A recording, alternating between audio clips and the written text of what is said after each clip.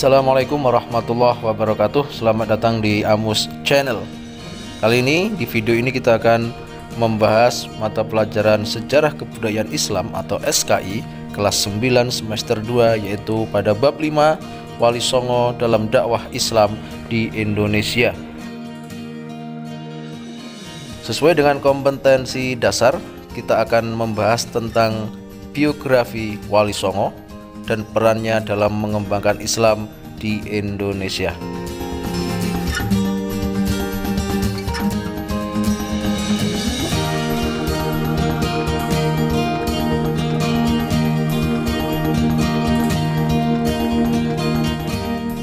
Tokoh-tokoh Wali Songo sebagai waliullah, yaitu orang yang dekat dengan Allah serta mulia. Wali Songo juga berkedudukan sebagai waliul amri, yaitu orang yang memegang kekuasaan atas hukum kaum muslimin serta pemimpin masyarakat yang berwenang menentukan dan memutuskan urusan masyarakat, baik dalam bidang keduniawian maupun keagamaan. Gelar Sunan atau Susuhunan berasal dari kata suhun, kasuhun, sinuhun dalam bahasa Jawa kuno yang berarti menghormati. Lazimnya gelar tersebut digunakan untuk menyebut guru suci, mursyid thariqah dalam Islam. Kata Wali Songo merupakan bentuk majemuk yang berasal dari kata wali dan songo. Wali yang dimaksud adalah waliullah, yang mempunyai makna orang yang mencintai dan dicintai Allah. Adapun kata songo berasal dari bahasa Jawa yang bermakna 9. Jadi Wali Songo berarti wali 9 yang mencintai dan dicintai Allah. Mereka dipandang sebagai pemimpin dari sejumlah mubalik Islam di Nusantara.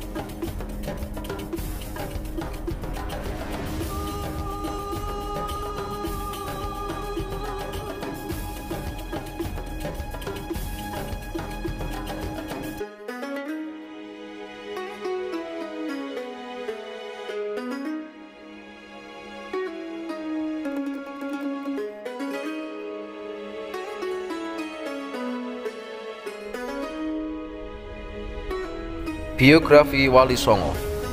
Yang nomor pertama adalah Sunan Gresik. Beliau dikenal dengan panggilan Maulana Malik Ibrahim. Sunan Gresik dianggap sebagai ulama atau yang menyebarkan Islam pertama ke Pulau Jawa, sehingga dianggap sebagai wali senior di antara para wali lainnya. Maulana Malik Ibrahim meninggal pada 12 Rabiul Awal tahun 882 Hijriah atau 8 April 1419 Masehi. Jenazah beliau dimakamkan di Gapura Wetan, Gresik. Yang kedua adalah Sunan Ampel. Sunan Ampel bernama asli Raden Rahmat, keturunan ke-22 dari Nabi Muhammad. Menurut riwayat, ia adalah putra Ibrahim Zainuddin Al-Akbar dan seorang putri Campa yang bernama Dewi Condro Wulan Putri Raja Campa, terakhir dari dinasti Ming. Sunan Ampel dilahirkan di Aceh tahun 1401 Masehi. Beliau termasuk salah satu tokoh Wali Songo yang berperan besar dalam pengembangan Islam di Pulau Jawa khususnya dan daerah lain di Nusantara. Sunan Ampel yang memiliki nama asli Raden Rahmat menikah dengan Putri Arya Teja, yaitu Bupati Tuban yang juga cucu Arya Lembu Suro, Raja Surabaya. Sunan Ampel wafat di Surabaya pada tahun 1481 Masehi dan dimakamkan di Ampel. Yang ketiga adalah Sunan Bonang. Sunan Bonang adalah putra Sunan Ampel dari pernikahannya dengan Nyai Ageng Manila Putri Aryo Tejo, Bupati Tuban. Beliau lahir di Surabaya pada tahun 1465 Masehi dan wafat tahun 1525. Makam Sunan Bonang berada di Tuban. Beliau dikenal juga dengan nama Raden Maulana Makdum Ibrahim dan masih termasuk saudara sepupu dari Sunan Kalijogo. Yang keempat adalah Sunan Giri. Nama asli beliau adalah Raden Paku dan dikenal juga dengan nama Raden Ainul Yakin. Beliau merupakan putra dari Maulana Ishaq. Beliau berdakwah di daerah Giri dan sekitarnya. Selain itu, beliau banyak mengirimkan para dai ke luar Jawa seperti Madura, Bawean, Kangean, Ternate, dan Tidore. Sunan Giri wafat tahun 1506 Masehi dan dimakamkan di daerah Giri, Gresik, Jawa Timur.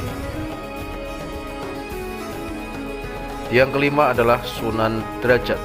Sunan Derajat lahir di Ampel, Surabaya pada tahun 1407 Masehi dengan nama asli Raden Qasim atau Syarifuddin. Sunan Derajat merupakan adik Sunan Bonang, putra dari Sunan Ampel. Sunan Derajat dikenal sebagai tokoh yang mengedepankan dakwah Islam melalui pendidikan budi pekerti bagi masyarakat. Ia wafat pada pertengahan abad ke-16 dan dimakamkan di daerah Sedayu, Gresik, Jawa Timur. Yang keenam adalah Sunan Kalijogo. Nama asli beliau adalah Raden Mas Syahid, putra dari Raden Sahur Tumenggung Wilwatikta yang menjadi Bupati Tuban. Adapun ibunya bernama Nawangrum.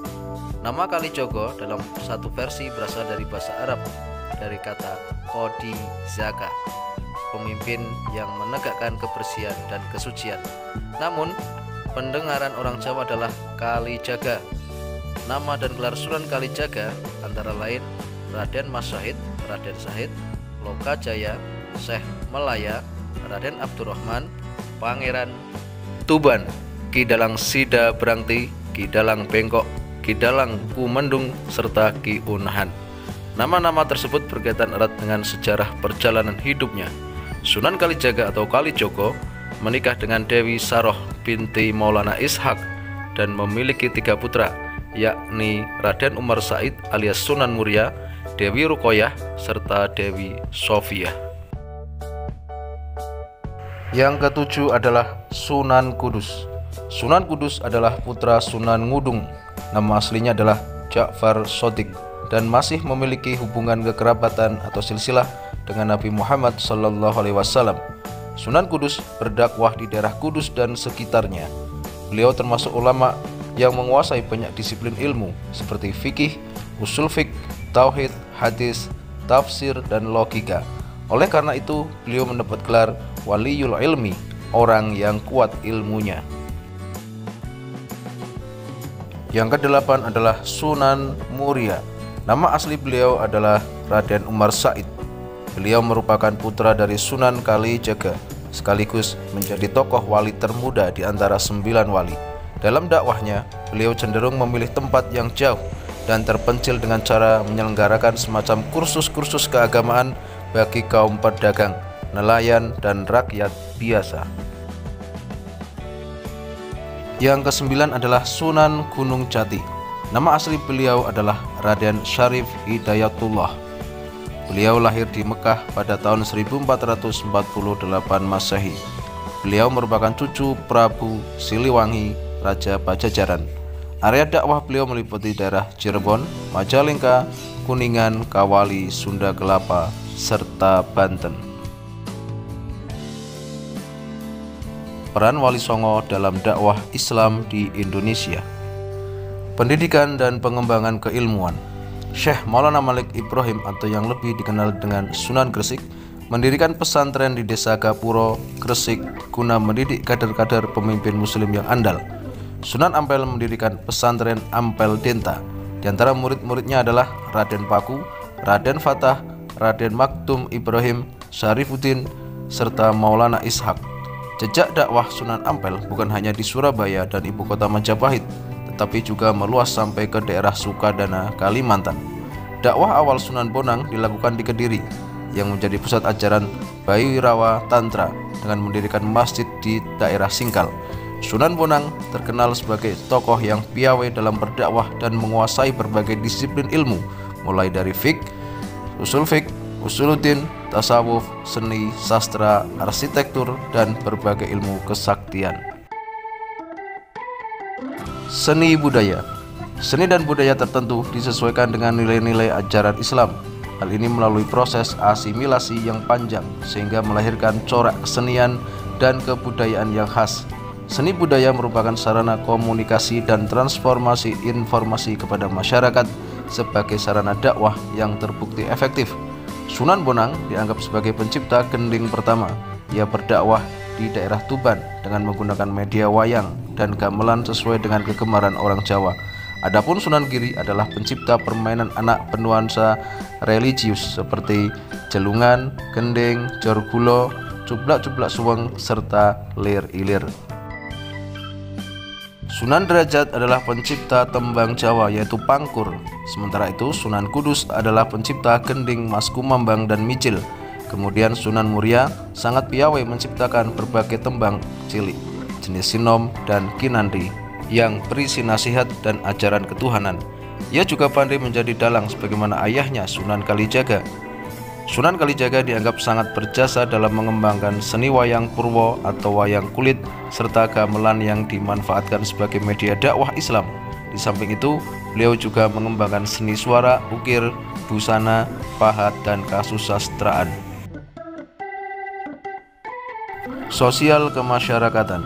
Salah satu usaha dakwah dalam bidang sosial kemasyarakatan dilakukan Raden Rahmat atau Sunan Ampel, yaitu membentuk jaringan kekerabatan melalui perkawinan para penyebar Islam dengan putri penguasa bawahan Majapahit. Dengan cara tersebut, ikatan kekerabatan di antara umat Islam semakin kuat, termasuk dirinya sendiri yang menikahi putri Arya Teja, Bupati Tuban. Ia juga membuat peraturan yang memuat nilai-nilai ajaran Islam untuk masyarakat. Contohnya moh limo atau 5 larangan, moh madon, moh ngombe, moh madat, moh main, moh maling. Adapun kelima larangan yang dimaksud meliputi dilarang berzina, minum minuman keras, mengisap candu, berjudi, serta mencuri. Sunan Derajat adalah sosok yang mempunyai kepedulian yang tinggi terhadap masyarakat golongan ekonomi lemah, yaitu fakir dan miskin. Beliau senantiasa mengutamakan kesejahteraan umat, memiliki empati, etos kerja tinggi, serta kedermawanan. Sunan Derajat berusaha gigih untuk menciptakan kemakmuran dengan cara menjalin solidaritas sosial dan kerja bakti. Sunan Kudus dalam dakwahnya mengajarkan mengenai alat-alat kebutuhan rumah tangga, pertukangan, kerajinan emas, pandai besi, serta pembuatan pusaka. Beliau terkenal tegas dalam ilmu agama, tetapi tetap ramah dan toleran. Berbangsa dan bernegara. Sunan Ampel termasuk perancang kerajaan Islam Demak Bintoro yang beribu kota di Demak. Beliau sendiri berkedudukan sebagai Bupati Penguasa Surabaya menggantikan Arya Lembusura. Sunan Kalijaga mempunyai kedudukan yang tinggi di Kerajaan Demak sebagai guru sekaligus penasihat utama Sultan. Beliau ahli dalam ilmu administrasi negara dan piawai dalam berstrategi. Syair lagu Gundul-Gundul Pacul merupakan wujud kritiknya terhadap kebijakan raja. Liriknya sederhana tetapi syarat makna. Strategi dakwah yang dijalankan Sunan Gunung Jati adalah memperkuat kedaulatan politik.